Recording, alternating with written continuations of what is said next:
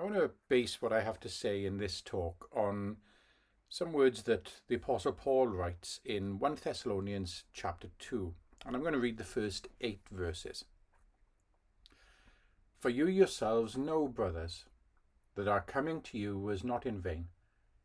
But though we had already suffered and been shamefully treated at Philippi, as you know, we had boldness in our God to declare to you the gospel of God in the midst of much conflict.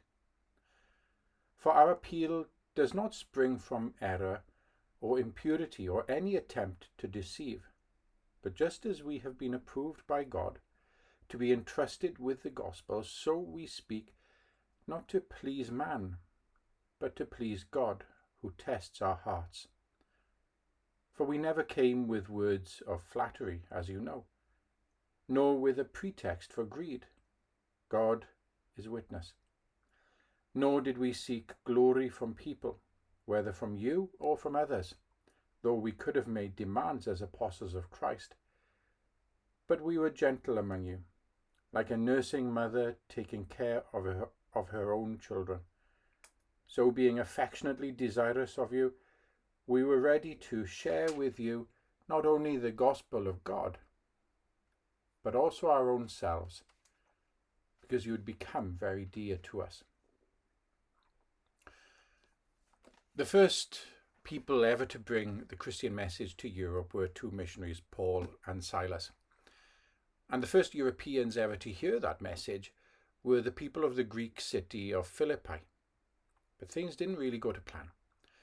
Not long after they'd started telling the citizens of Philippi about Jesus, Paul and Silas were arrested and chained up, thrown into a dungeon. They were even flogged. And then, after all of that, they were banished from the city, leaving behind a small band of Philippian believers. And from there, they went to the city of Thessaloniki. And things didn't go all that much better for them there. In fact, their preaching started a riot that escalated so quickly and so badly that they had to flee the city, although not before a small church had been formed. Now, you may not think that this experience could be the basis for a how to be a success manual. But for one of those missionaries, Paul, that is exactly what it was. The words that we've just read were written by him to that small group of Christians he had to leave behind in Thessaloniki. And they clearly spell out what Paul sees as being the secrets of his success.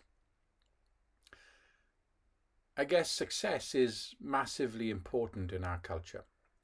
People who are deemed to have been successful often become celebrities. And to become a celebrity is, in our culture, the second greatest success a person can achieve. The first, of course, is to get rich. But if we dig down into this question, what is success?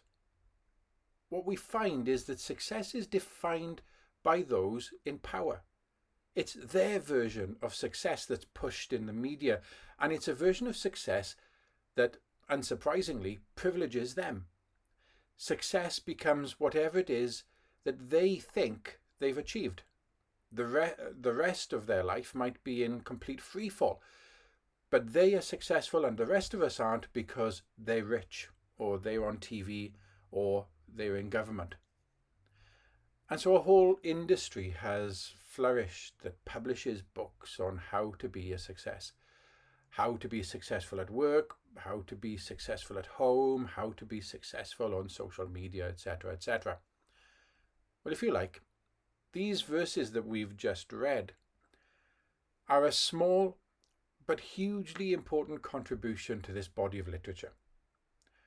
On the back of what appears to us to have been 2 disastrous missionary expeditions, Paul shares with us the secrets of his success. Now, in order to understand this, we need to understand that for Paul, success isn't defined by the end product, but by the raw ingredients. It's not what you get out of something that counts, profit, promotion, recognition, important though these may be, but it's what you put in. So what are Paul's ingredients of success? Well, I want to highlight 3 of them. And the first of these is a sense of calling. One of the things that Paul highlights here is how he kept on going. In spite of the opposition, in spite of the imprisonments, in spite of the flogging and the riot, he continued to preach. Why? Well, because, he tells us, he'd been entrusted with this task by God. In other words, he recognized the call of God in what he had to do.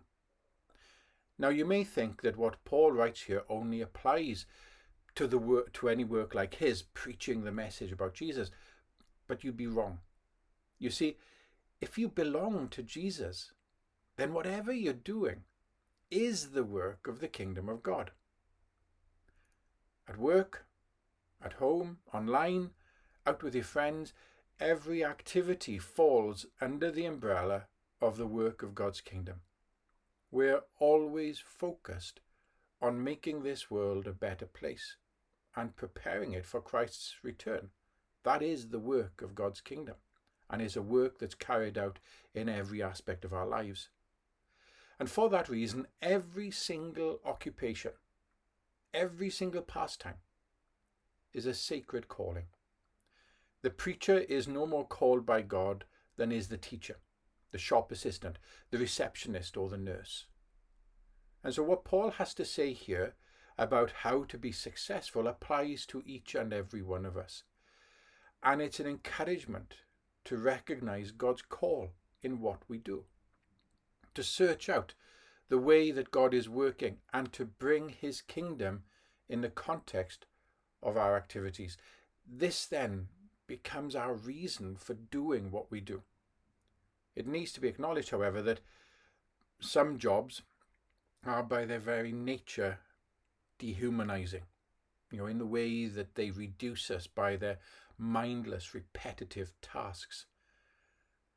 And I think it's fair to say that there's very little in those mindless, repetitive tasks that resonate with God's voice.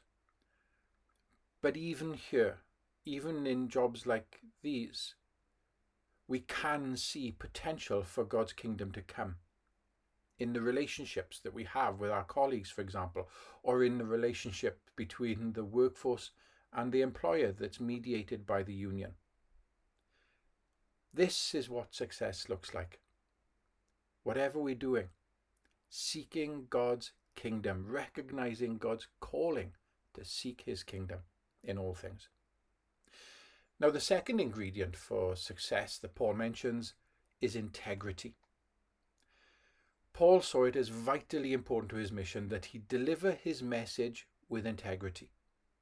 And so he emphasizes in verse 3 that he didn't try to deceive his hearers. And in verse 4, he says that he wasn't out to please people. And in the following verse, he reinforces this by saying that he wasn't trying to get glory for himself. In other words, what he did with integrity. He didn't use techniques in order to emotionally manipulate others. He didn't love bomb them. He didn't put on a front. He didn't perform. He didn't make false promises in order to con the people to listen to his message. Instead, he was at pains to be upfront, to be honest, to be open, to act with integrity. This is what success looks like. A life lived with integrity. The third ingredient of success is attentiveness. In verse 7, Paul recalls how he and his friends were gentle and nurturing in their ministry to the Thessalonians. There was no guilt trip in them.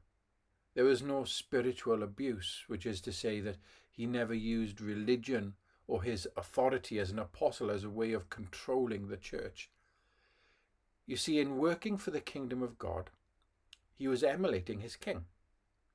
Jesus' whole life was lived with concern and attentiveness to the needs of others.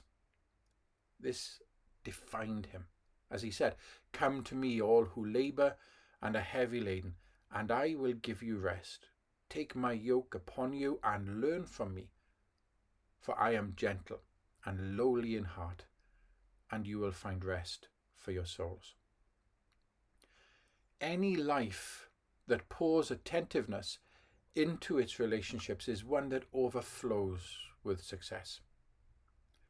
We might not be the best at doing our job. We might not be particularly popular on social media. We might have next to no power or influence. But if our life is coloured by concern for others, then our life is a glittering success. Ultimately then, success can't be measured by what you have, whether that's wealth or power. Success is seen in how you live. And so you could be chased out of every city you visit, leaving riots and destruction in your wake. But if your life is even a faint shadow of the life of Jesus Christ, if it is marked by a sense of God's calling, by integrity, and by attentiveness to others, then you are successful.